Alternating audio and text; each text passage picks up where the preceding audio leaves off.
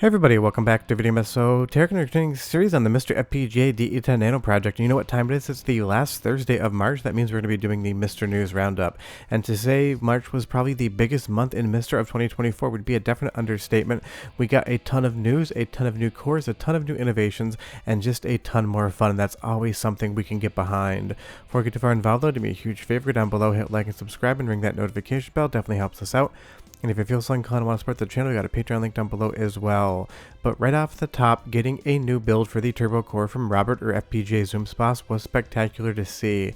It brings it in line with the release candidate core that he has finished development on. Now depending on when that goes to update all, you're either already playing it or it will be here soon. I do need to record these news videos a few days in advance, and I know the Nintendo 64 core is going to be coming to update all eventually, so maybe it's out, maybe it's not. Look for it for sure. But the Nintendo 64 core has finished active development, and we have so many different features in modes. Like the 480p mode has been so fun to play around with that clean HDMI, but having the turbo core alongside some patch games, which I'll be showing you shortly, gives you something like Diddy Kong Racing at basically a locked 60 frame per second.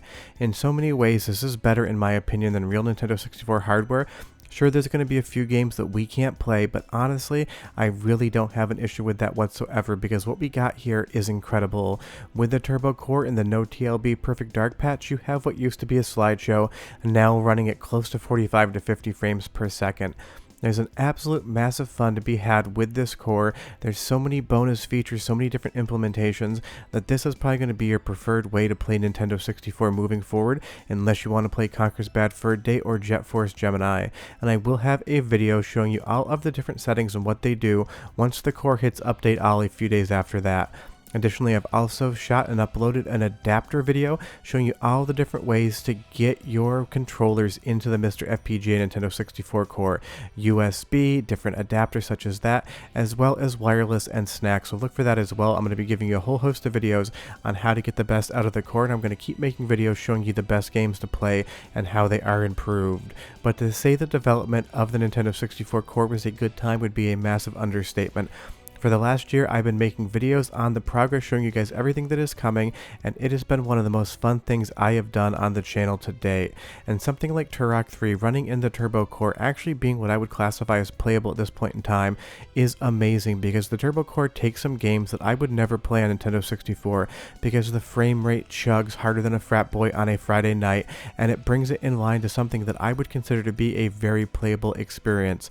So if you're waiting for that to hit update all, it's either already here or it should be coming shortly. There is a release candidate out there. Now moving over to the Sega Saturn side of things, it's been another awesome month for Saturn as well. SRG 320 has delivered a ton of cores, getting a new version of that into update all, as well as giving us all GURAD shading and other improvements in games that either didn't used to work or work much better now. So this has definitely been keeping pace with the Nintendo 64 core, and it's so nice to have a new version in update all, because I know most of you aren't actually testing the unstable nightly's builds, you just watch the videos.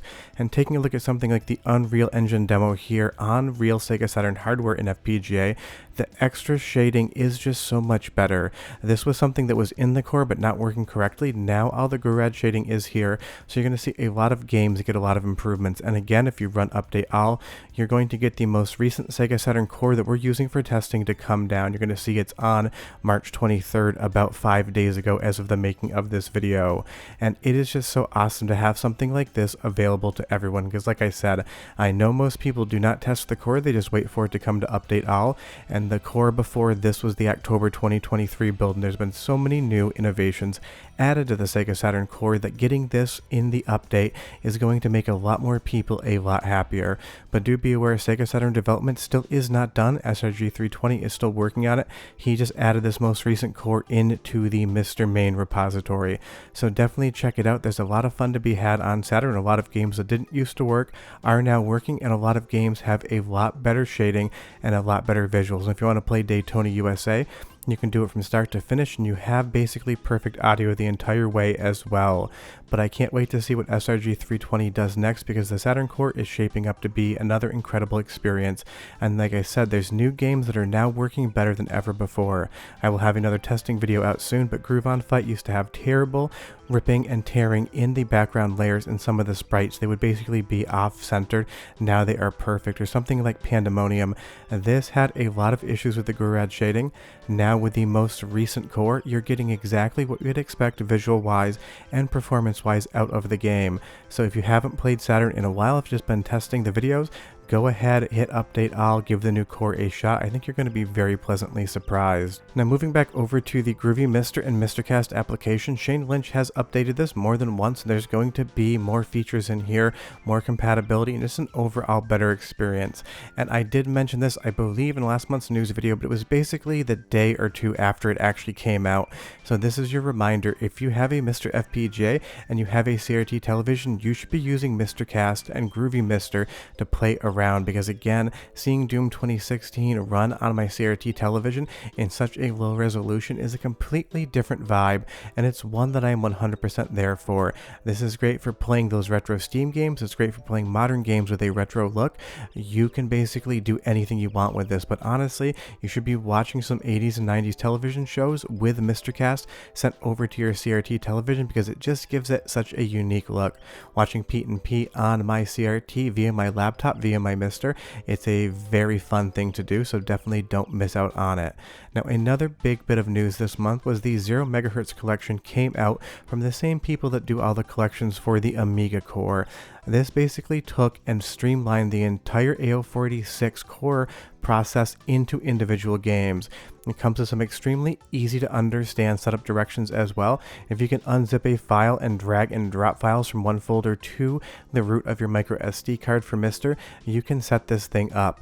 Every single game comes pre-configured for the right CPU speeds and everything else, so that all you need to do is sit down and play, because I understand that everyone grew up in the DOS era, so you might not be familiar with configuring everything to get a good experience out.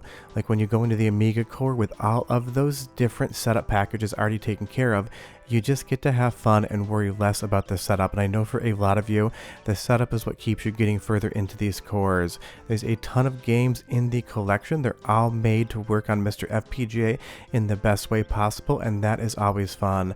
I've been playing some Heretic overnight after I make the videos, and I've been having an absolute blast just sitting on my couch playing Heretic on the AO486 core. And there's so many different games that you can play on this. It's basically sky's the limit. And the nice part is, if you do want to play around deeper in the setup, if you want to go to something like a MIDI music versus just the Sound Blaster, you still have that capability by going into the menu.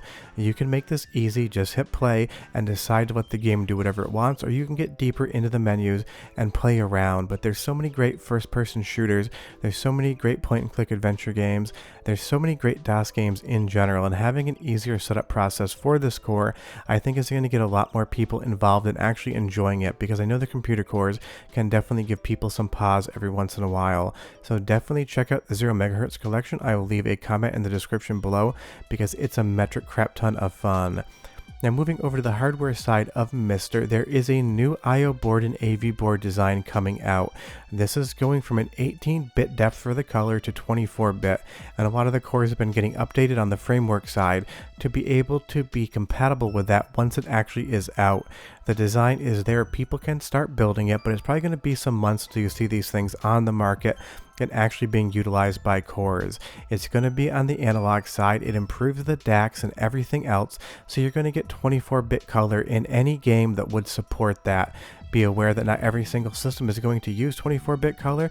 Is a big spectrum across the entirety of MiSTer as to what the color output would be, but this is just going to give you a slightly better image on CRT televisions in some of the color banding situations. So once those are out, I will definitely take a look at them, do a new MiSTer build, talk about the differences, and tell you whether or not you want to pick one up. But there are new I/O boards, they are coming, and it's always fun to see the base hardware on MiSTer get upgraded. Obviously that does nothing about the DE10 Nano, but we're going to be getting some new boards, and it'll be fun to take a look at them. And you'll see here all of the code, the underlying architecture that gets married to the PCB is available on GitHub, so you can take a look under the hood if you're so inclined. But let's move over to Jotego in the arcade side. He's resumed work on the Namco System 1 core, and there are a ton of fun games to be had there. He's only released the one game, Splatterhouse, and then he started working on other stuff. But getting new Namco System 1 games is going to be a fun time, because it is an awesome board. And if you haven't checked Splatterhouse out yet, I can't recommend it enough.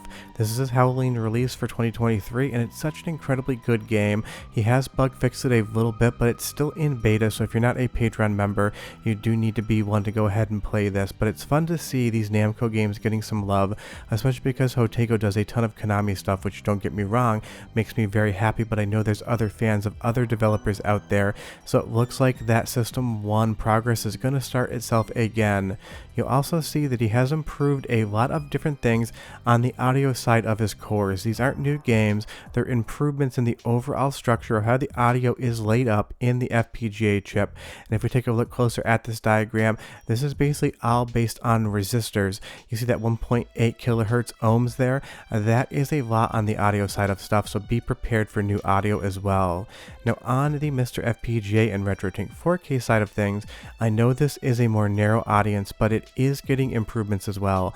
Mike Chi, the developer of RetroTink, has done an incredible job on this scaler, and he does an even better job supporting it with new firmwares. There's going to be a lot better auto detection on the RetroTink 4K side for all of the different cores that have had their framework updated to support this. So when you actually select the core, the RetroTink 4K at the push of a button should be able to get everything you need data-wise to make sure that the scale and decimation is 100% correct.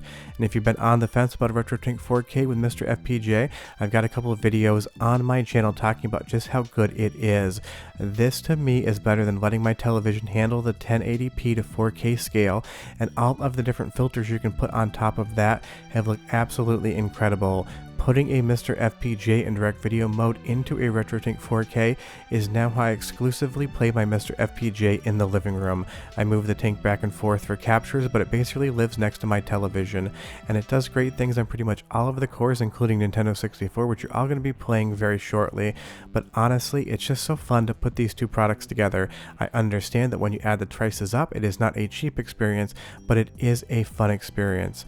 But the main news of this month is twofold. One, Nintendo 64 core development is done, and we have an incredible new turbo core that improves the speed in so many games that allow it to with an unlocked frame rate. You're going to be having a completely different experience when it comes to stuff like Perfect Dark and other titles. The second big news item is obviously the Sega Saturn core getting promoted into Update All with a new version, as well as getting the GORAD shading and other fixes in. Saturn's still in active development. I can't wait to see what happens next, but it's shaping up incredibly well, and you should be playing it today now that it's an Update All. But that is all the news for March of 2024. I can't wait to see what April brings. I will still have Nintendo 64 videos coming. We'll keep the updates on Sega Saturn coming, and I got a lot of fun things planned for you for every single Thursday of the month, of course. But if you have any requests for videos I haven't done, leave them down below. I'm always taking your guys' feedback into account. But MiSTer's had an incredible March. We're done with the first 3 months of the year, and we're into the second quarter, and I can't wait to see what it brings. See you guys next time. Bye-bye.